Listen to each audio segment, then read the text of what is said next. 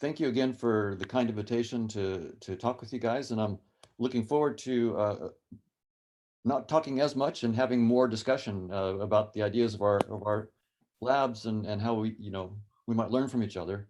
But I'll just first thank many of my collaborators, and including Chris Fields, who's on the call right now, and Chetan Prakash, who hopefully will join us. And so I want to talk a little bit about consciousness and some ideas that I know that your lab is pursuing and our lab is, our group is pursuing about, the different levels of consciousness and notions of emergence, um, you know, issues about reductionism and so forth, and also the relationship of consciousness to the physical world. So these are big, deep problems, and I'd love to just put out some of our ideas about it and then have a discussion about these topics. So in the case of consciousness, we know firsthand from our own experience that we're conscious. If you look at your own face in the mirror, all you see is skin, hair, and eyes. But what you don't see, but what you know firsthand, is the rich world of your conscious experiences, the colors you experience, the emotions, all the feelings that you have. All that richness is hidden behind something that's relatively trivial compared to the richness of your conscious experiences, namely the appearance of your face. And when we see cats and mice, we assume we're interacting with conscious entities, although our perceptions give us less insight into the nature of their consciousness. And by the time we get down to things like microbes or rocks, we have very little insight into consciousness, and most of us doubt that we're actually interacting with conscious entities at that point. And there's questions about artificial intelligence. Could particularly sophisticated physical systems like properly programmed AIs have consciousness? And so that's an issue that we can discuss as well. So now the framework that this is normally thought about is a physicalist framework. And I want to talk about the physicalist approach to consciousness and the successes and limitations of that approach. But in that approach, 13.8 billion years ago or so, there was a Big Bang. And at that Big Bang, all that existed was space-time and matter and energy. That was it. There was no life and presumably no consciousness. And life and consciousness emerged hundreds of millions, perhaps billions of years later, probably life first, and then who knows how much longer after that the story would go as consciousness emerging. And so from that framework, which has been the framework of science since, well, of course, the Big Bang is fairly recent. It's been in the last century that we had the idea of the Big Bang, but the idea that space-time is fundamental has been the foundational framework of science for many centuries, 4 centuries. And science, physics in particular, but science more generally, has been about what happens in space and time. So it's within that general framework that most of us have started thinking about consciousness, that the fundamental entities are space-time, matter, and energy. And we have to figure out how life emerges and then eventually consciousness emerges. So we're looking for the physical substrates of consciousness within that framework. And so this has also had, with it the idea of reductionism, that if we're going to understand complex things like, biological organisms, well, we have to sort of understand things at lower and lower levels, smaller and smaller scales. So go from biology to chemistry to physics, and when as we go to smaller and smaller scales of space-time, we get to more and more fundamental laws of nature. The most fundamental we've found so far are captured in the standard model of physics. And these are some of the particles that come out of the standard model of physics. And so, the quantum theory or the string theory models of the standard model of physics give us sort of the deepest laws that we've found so far in nature, and everything else is going to be effectively, emergent from that, supervening from that. For example, neurons, pyramidal neurons supervene and are emergent properties of ultimately just these basic particles of the standard model. And so too our brains, they're emergent, but the fundamental laws are always found at the most fundamental, the smallest scales. And so the idea then, which I would say 95 to 99% of the effort right now on the hard problem of consciousness are on the assumption that physical systems like the brain are the physical substrates for consciousness, and consciousness somehow emerges. And we have to write down mathematically precise models about how consciousness emerges from the activity of neural systems, or in the case of AIs, other kinds of physical systems that have the right kind of, for example, causal architecture and complexity in their dynamics. So that's the standard approach that we have. And of course, as all of you are well know, this is Searle, for example, says the brain's a machine, it's a conscious machine. So of course, some machines can think and be conscious, your brain and mine, for example. So again, the idea is that we were going to start with physical systems that are in some sense mechanistic. They may be probabilistic mechanisms, but they're mechanistic, and consciousness somehow emerges. And that would also include AIs. And Chalmers also, Chalmers, of course, doesn't commit to any one particular approach to consciousness right now, but he does, in his 96 book, argue that implementing the right computation suffices for rich conscious experiences like our own. So if we get the right architecture, the right computational architecture, then we can somehow give rise to conscious experiences. It's the somehow that, of course, we have to cash out. Exactly how does that happen?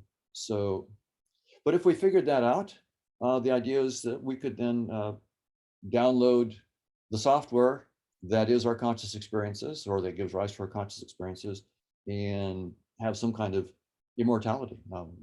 Even if our physical substrate died, that the substrate wasn't that important. It was the algorithms, the functional level, perhaps, the causal computational level, that was the more important thing in capturing our conscious experiences. So when we have some strong conscious experiences, like the experience of color, right, that's a nice candidate for us to try to target in understanding consciousness and its relationship to the physical world. And there we know that there are strong correlations between conscious experiences and the physical substrate of the brain. If you have a stroke in area V4 of visual cortex in the left hemisphere, you'll end up with something called hemiachromatopsia, where the right visual field is all in shades of gray and the left visual field is color. And you can also get this with transcranial magnetic stimulation devices. If you just touch to the skull near area V4 and put it in inhibit mode, then you can temporarily get hemiachromatopsia. So here's a case where it's clear that we're intervening on the brain, the physical brain, and we're getting a change in the conscious experience of color. And so this mostly makes us think that we have evidence of causality here. I mean, if I'm intervening on the brain and I'm getting a corresponding change in conscious experience, what more evidence do I need that perhaps the brain is the causal mechanism, somehow has a causal mechanism? So there is a correlation, and of course we know that correlation does not entail causation. The rooster crow is correlated with the sunrise, indeed precedes the sunrise normally, and yet we don't assume the rooster crow causes the sunrise.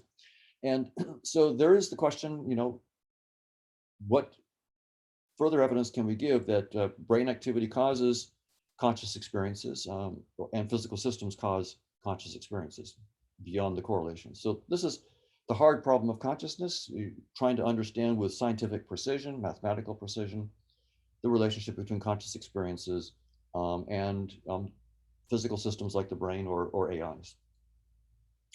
And there are a number of well-known, I won't go through these with this group, physical theories, physicalist theories of consciousness, or in the case of illusionism, of why physical systems give rise to the illusion of conscious experiences. There is no such thing as consciousness according to illusionism, but there is the illusion of consciousness, and the brain, for good evolutionary reasons, has been shaped to give us the illusion that we have the experience of colors and so forth. But I'll put out, and we can discuss this if you disagree, I'll put out that none of these systems, these theories that start with some kind of physical substrate or some computational model of physical substrates or can explain a single specific conscious experience. So that's the thing I'm quite interested in. Can we say with each of these theories that you all know, a specific conscious experience that particular model will predict, and say that this computational architecture must be the taste of chocolate, it could not be the smell of a rose, right? That's the kind of precision that we really want, is specific conscious experiences that we can give a mathematically precise prediction that this physical substrate with this kind of computational or causal property, that specific one could only be the smell of a rose. It could not be the taste of chocolate or the sound of a saxophone. That's the kind of thing that I'm looking for from a model. Specific predictions about specific conscious experiences. And those have been hard to come by. And we can discuss if you guys disagree, if you think that you have some. I asked Giulio actually back in the 90s when he came to visit Irvine if there was a specific prediction like this that he could make. And he couldn't then, but then I asked him a couple years ago at a physics conference, and he said that he had some hope, but he still didn't have any specific conscious experiences that he could give a specific causal model that he could then say that this architecture had to be, say, the taste of chocolate. But he told me that he recognized that needed to be done, and he was working on it, but he didn't have anything at that point. Maybe he's gotten something in the last couple of years. Now, so I want to propose something radical here, and you guys probably already know where I'm going, but I'll go ahead and do it. I want to propose that there is no physical substrate of consciousness. And I want to propose that some of our best current theories in science, namely evolution by natural selection, Einstein's theory of gravity, and quantum field theory, all of these three pillars of modern science are telling us the same thing, and that is that space-time is doomed. So that's one of the big points I want to bring up, that it's been an incredibly powerful framework for 4 centuries in science to assume that space-time and its contents are fundamental reality and to model that reality. But our best theories are also now telling us that as powerful as that framework has been, space-time itself cannot be a fundamental concept. Space-time must emerge from something else that's more fundamental. And I'll talk about this first from the point of view of the physicists and why they're saying this. And the physicists I have in mind who are actually literally saying the phrase space-time is doomed are Nima Arkani-Hamed, who's at the Institute for Advanced Study at Princeton, David Gross, Nobel laureate for his work in string theory, Ed Witten, a physicist, winner of the Fields Medal, who's also at the Institute for Advanced Study at Princeton. And the argument there's 2 arguments that I'll give. Both are scouted out by Nima Arkani-Hamed. One is the following. If we try to measure in our reductionist framework now, we're trying to look at nature at finer and finer scales. So we resolve things at the atomic level, and then at the nuclear level, and then at the subnuclear level, like gluons and so forth. As we try to look at nature at smaller and smaller scales, look at smaller and smaller particles and so forth, we, according to the Heisenberg uncertainty principle, we have to use higher and higher energies for the smaller and smaller wavelengths that are going to be needed to resolve the smaller features of the universe. And for quantum mechanics by itself, that's perfectly fine. We can, in principle, go to higher and higher energies, no problem. But when you bring gravity and quantum mechanics together, you have a problem, because Einstein tells us that the higher energies are the same thing as mass. Mass curves space-time. And at some point, the very act of trying to measure things at high precision puts so much energy into such a small region of space that you create a black hole and destroy the very experiment that you're trying to do. So if you're trying to measure the magnetic moment of an electron, you destroy the electron and the whole experiment that you're trying to do there. So this means that it's not that there are pixels of space-time, according to Nima. He says there's no such thing as pixels of space-time. That would not be a Lorentz invariant way of thinking about things. The pixels would be small in whose reference frame. But he says that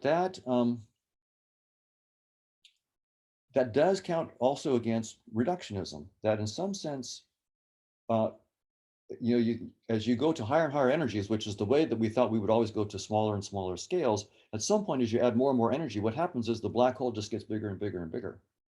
So the very notion of that you go to smaller scales, you get the finer, the more and more detailed laws, fails at 10 to the minus 33 centimeters, the Planck length, and 10 to the minus 43 seconds.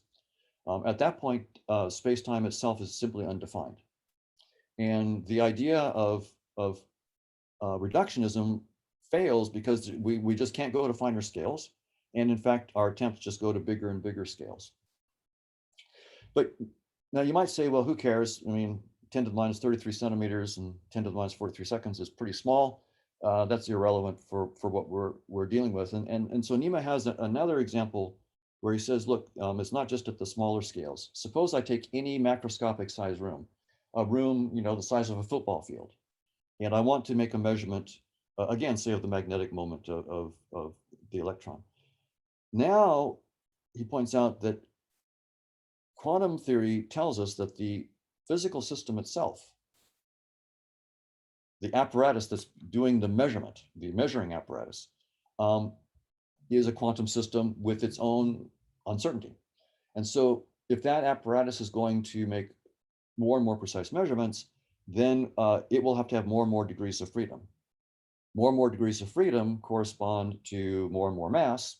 And so once again, as you try to get lots of decimal places in say, measuring the magnetic moment of the electron, the entire room will collapse into a black hole.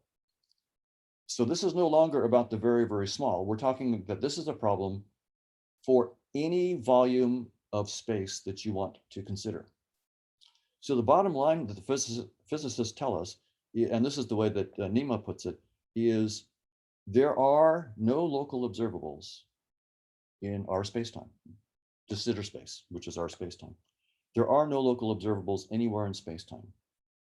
So it's in that fundamental sense that spacetime itself is not the basic entity. It has to emerge from something deeper.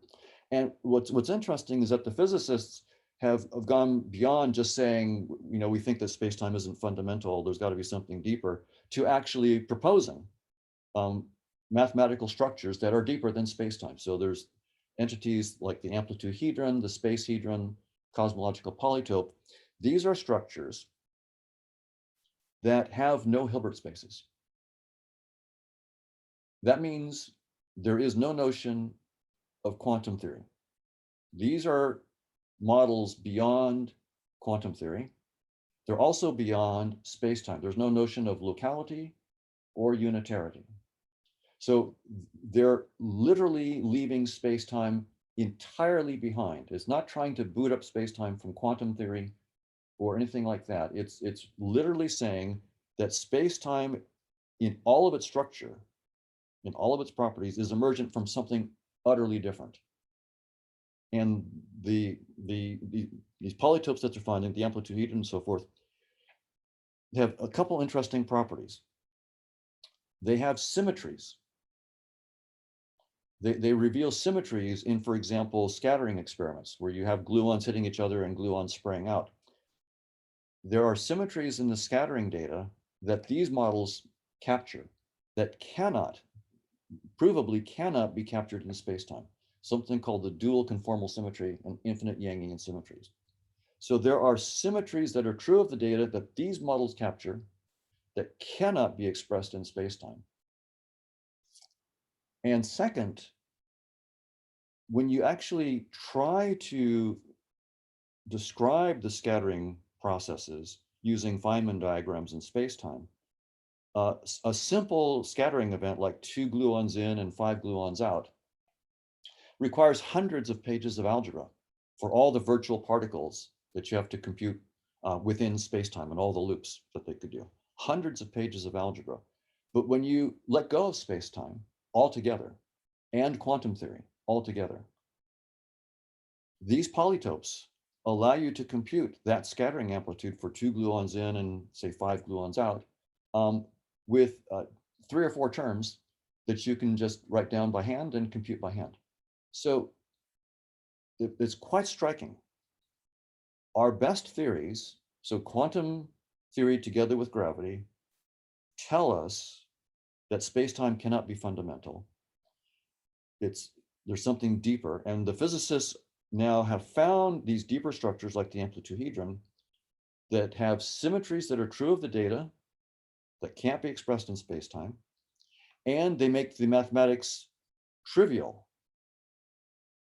much easier to understand and easier to compute when it's really complicated when you have to do it in space-time. So those two things lead this next generation of physicists to be quite excited and say, you know, space-time has had a good run. The assumption of reductionism, that going to smaller scales in space-time is going to fundamental laws, that can't be right because space-time itself is the wrong framework. So the notion of scales in space-time being more fundamental to reality is the wrong notion. It's fundamentally the wrong notion because space-time itself is the wrong notion, and the new structures that they're finding behind space-time, from which we can compute things like scattering amplitudes that happen in space-time, these new structures don't have this notion of space-time scales. So the whole reductionist framework is out when you go to these deeper structures in physics. So, and just pictorially, one big problem again is that trying to make precise measurements leads to black holes.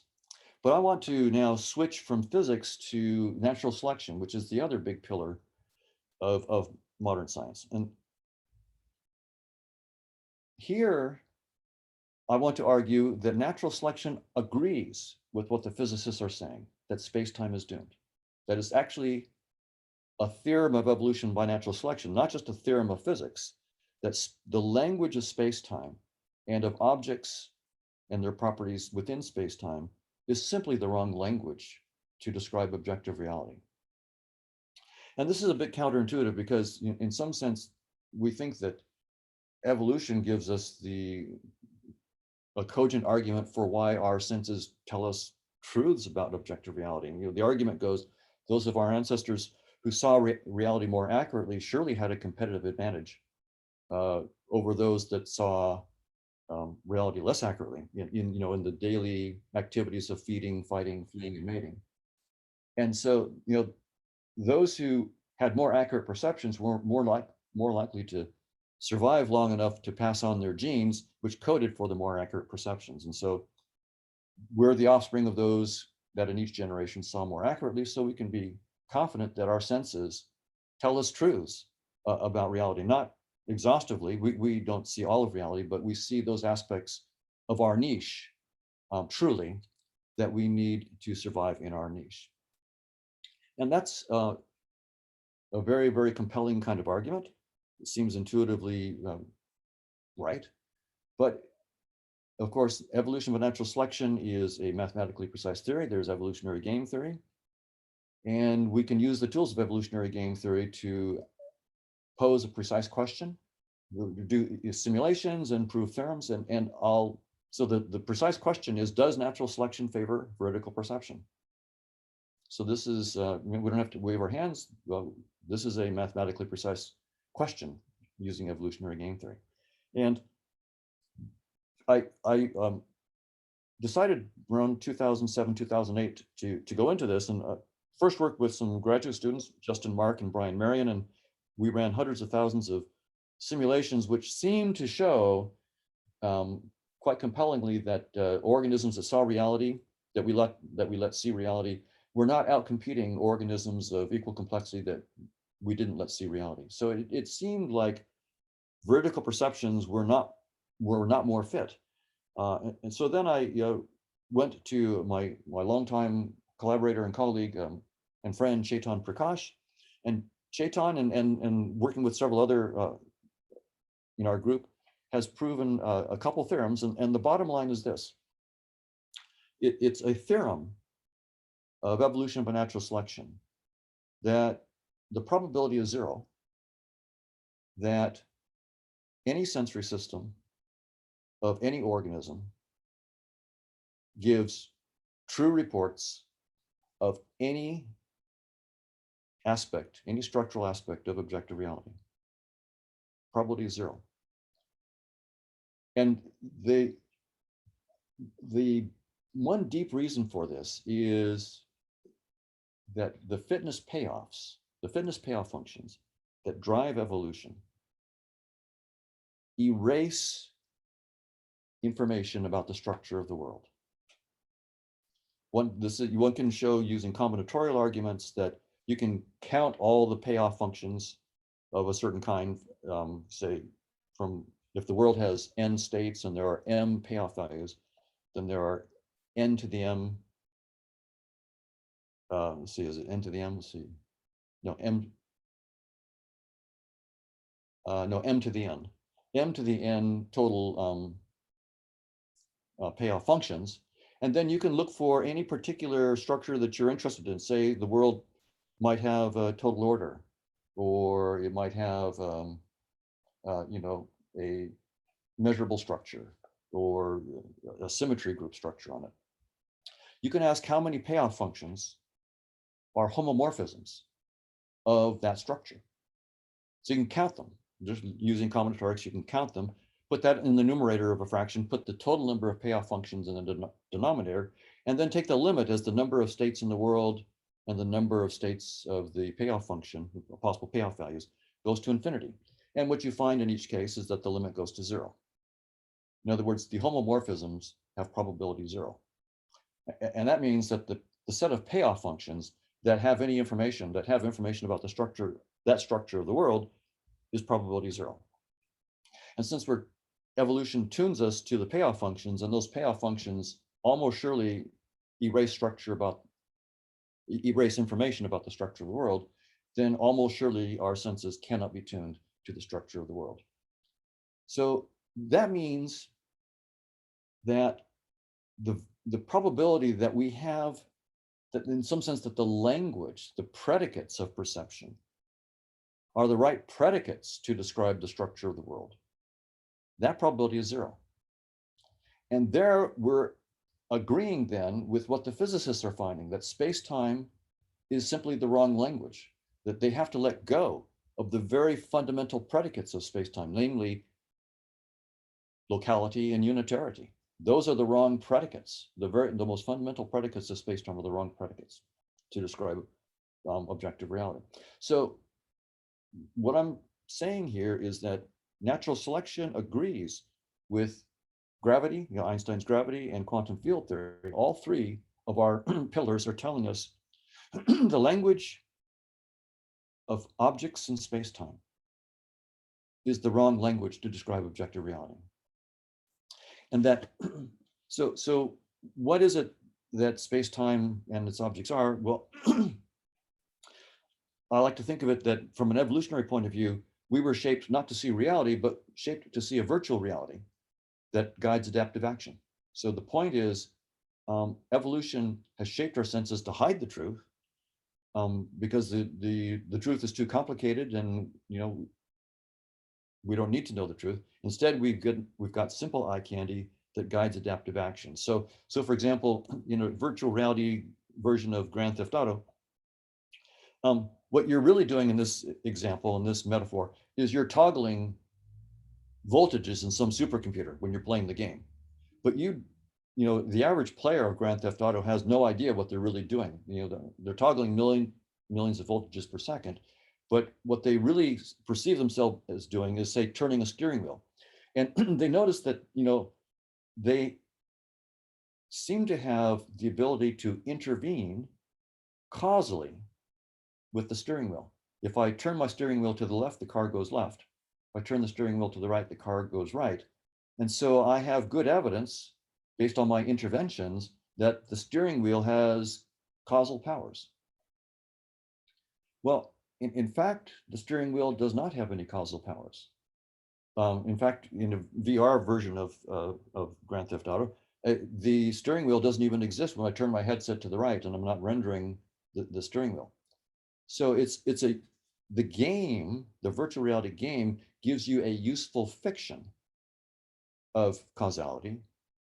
You are, in fact, somehow intervening on the real world, which in this metaphor would be the diodes and resistors and voltages in some supercomputer. But the steering wheel itself is not the source of any causal powers. So what evolution has given us then is space-time is a data structure. It's our headset. And physical objects are merely icons in that interface, in that headset. They have no causal powers. No physical objects in space-time have any causal powers. Another metaphor I like is the desktop on your computer. If you are writing an email and the icon is blue and rectangular, it doesn't mean the email itself is blue and rectangular. And yet we do have to take the icon seriously. If I drag the icon to the trash, I'll lose my email. So we have to take our icons seriously, but we're not entitled to take them literally. So that's what evolution gave us. Icons that we have to take seriously to stay alive and play the game of life, but we're not logically entitled to take them literally. And so that's why I wouldn't step in front of a train, not because I take the train literally to be, the nature of objective reality, but it's an icon that tells me things I should do and that I shouldn't do. So that's sort of the picture that seems to emerge from the three pillars of modern science. So Einstein's gravity, quantum field theory, and natural selection. All of them are telling us that space-time and its contents are not fundamental reality, that the perception of causal interactions in space-time is just a useful fiction. There is no such thing as genuine causal interactions within space-time, just the fiction of it.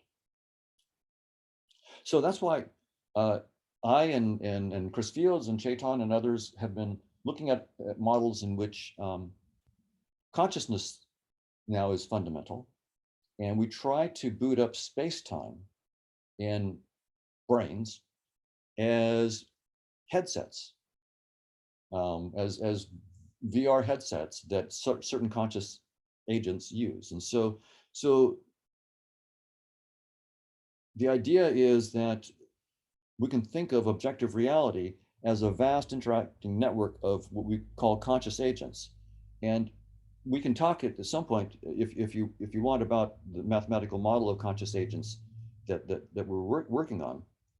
But each agent basically has two key aspects. It has a collection of conscious experiences, like simple experiences, like the experience of red 31 or a particular flavor of chocolate or so forth. And that those experiences have causal implications, or at least have non-trivial influences is captured by what we call Markovian kernels that are what we call the decision kernel for each conscious agent. So each agent has conscious experiences which influence its actions, and its actions then influence the conscious experiences of other conscious agents. So it's a vast social network, like the Twitterverse, right? And just like the Twitterverse, where there's tens of millions of users, billions of tweets, there's no way that a single Twitter user could interact with all the other Twitter users or read all the tweets. And so if you want to really understand the Twitterverse, see what's happening in the Twitterverse, you need a visualization tool. So you need a tool that maybe has simple colored objects that act in certain simple ways that you can read as telling you what's trending in New York versus Los Angeles, or what's trending in all of the United States versus China, or that lets you zoom into a particular Twitter user and see what they're doing. So you want some kind of tool that is doing a huge data compression. The billions of tweets, millions of users get compressed into something that you can just visualize and simplify. And so it's an information losing map, and the very language of the interface itself is just going to be a special trivial language that's designed simply to convey ideas, but not to reflect the truth about what Twitter users are and so forth. So that's the idea. Space-time and physical objects are simply a visualization tool. It's a headset that certain conscious agents use as a way of visualizing this vast network of conscious agents. So this is the proposal that consciousness really is deeply fundamental, and that space-time and physical objects emerge as a visualization tool. So space-time emerges from consciousness as a visualization tool, or in another language as a Markov blanket, and we can talk about that kind of language as well if you're interested. Now this then leads to this way of thinking about things leads to some questions I'd love to discuss with all of you guys, and because I think they're questions that you all are thinking about quite deeply, and that is, when we look at physical systems, we see hierarchies of structure, and we would like to understand how we can interpret the hierarchies of structure from just like the basic physical level of dynamics of gluons to chemistry, to biology, to neurons and synapses, to then systems of neurons, default mode network and so forth. We see this hierarchy of levels, and I know that some of you have worked on effective information models where you actually show how higher levels can have greater effective information than lower levels, and so that in some sense, even if we were thinking that the higher levels really do supervene on the lower levels, nevertheless they could have their own causal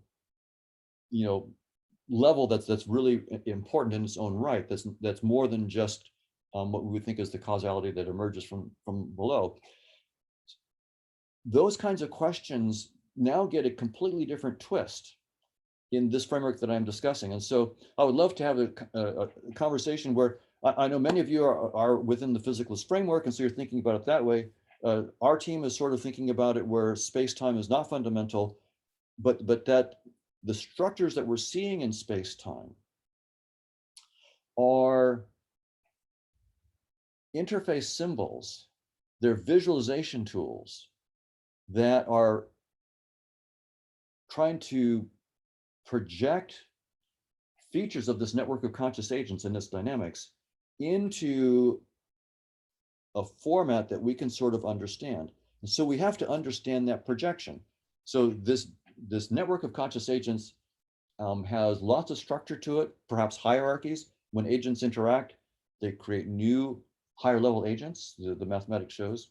So there's all these different levels of structure in the conscious agent network, and somehow that gets projected into space our space-time headset, and we see if the reality is really a network of conscious agents and the dynamics of conscious agents, and what we see is, gluons, atoms, molecules, chemistry, biology, and then neuroscience, all these different levels. How can we reverse engineer that? How do we pull back all these different levels that we see within our headset and interpret it in terms of what's going on in consciousness, right? We're all, by the way, trying to do that. Even from the physicalist framework, we're trying to look at the hardware, the physics and the structures that we're seeing in physics and try to figure from that what might be the physical substrates of consciousness. And in this other framework that I'm talking about, we're saying there's no physical substrate of consciousness because physical objects don't even exist when they're not perceived. They're literally icons that we create on the fly and delete.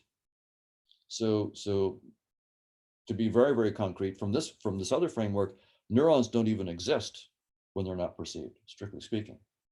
So neurons from this framework are merely icons that appear in my VR headset when I look in a certain way, and they disappear. They cease to exist when I'm looking somewhere else and rendering something else.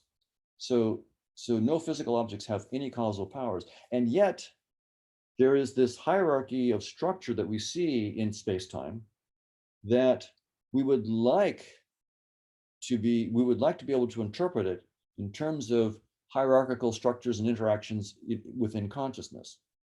So that's the intriguing problem that I would love to discuss with you guys.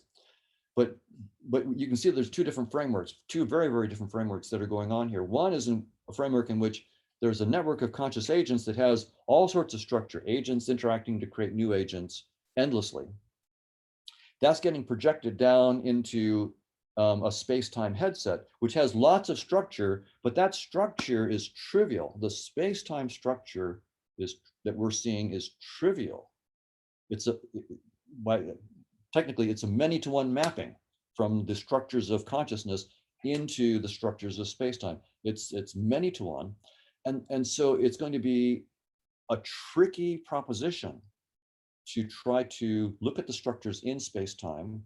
We have to reverse engineer them to ask what they refer to in these dynamical structures of consciousness. And notice that's a very different thing than taking them as the fundamental realities. The structures in space-time that we see are the fundamental reality. And we're trying to then see how this fundamental reality of this structural hierarchy from gluons to atoms to molecules to neuroscience, how that can give rise to consciousness, because that's the fundamental reality. That's a very different enterprise than saying, no, these structures that we see from gluons to molecules to neuroscience are projections of far richer structures, and we have to reverse engineer. We have to look at neuroscience, not take it literally at face value, but ask, what are the range of possible complicated dynamical systems of conscious agents that could correspond to this behavior of a neuron, and then to this behavior of systems of neurons, and so forth. So you can see that there's very, very different kinds of questions, but that even within our different frameworks, we both are grappling with the same thing, which is, how do we interpret all the structures that we see in space-time, and what's the legitimate way of taking those structures and asking, what do they entail about consciousness? So with that, one last thing I'll just point out before, then I'd love to have a discussion, is that one thing that comes out of this interface idea that space-time is just a headset is that the distinction that we make between living and non-living is not fundamental. That's one implication of this approach. It's merely an artifact of the format of our interface. Our interface necessarily is dumbing things down. That's what visualization tools are for. They're there to take a complicated realm and dramatically simplify it so that we can understand it. Well, in the simplification process, if consciousness is fundamental, and that's the fundamental nature of reality, then I'm always and only ultimately interacting with consciousnesses. But what I see on my interface, it varies in its complexity. I mean, when I see a human, I see something that gives me some insight into conscious experiences that I'm interacting with. When I see a cat, I'm getting less insight into the conscious experiences. A mouse, even less. Microbes, my interface is effectively given up. I have no insight about consciousness, and with rocks, I've given up completely. We tend, as physicalists, to take our perceptions at face value and say, look, when I'm interacting, when I see a rock, there is no consciousness. But from this other point of view, in which consciousness is fundamental and space-time is just an interface, it's a different attitude. It's when I see a rock, it's not because I'm not interacting with consciousnesses, it's because my interface necessarily had to give up somewhere, and here's a place where it's giving up.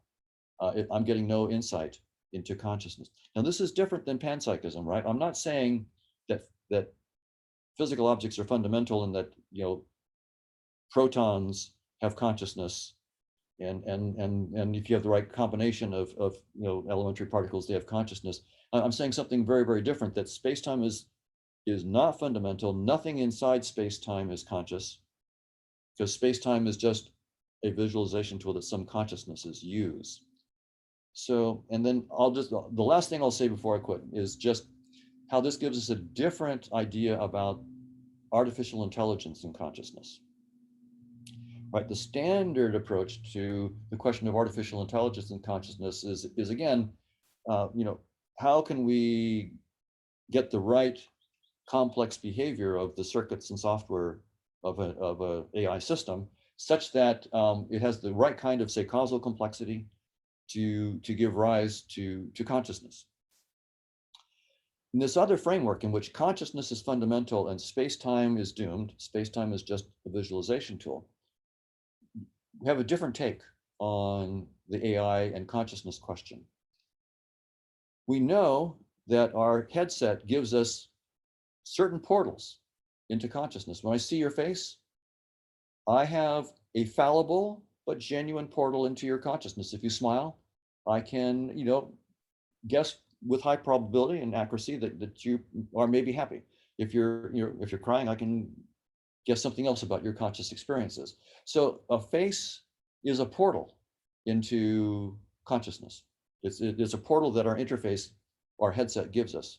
The portal gets dimmer and dimmer, as I said. So the question is this.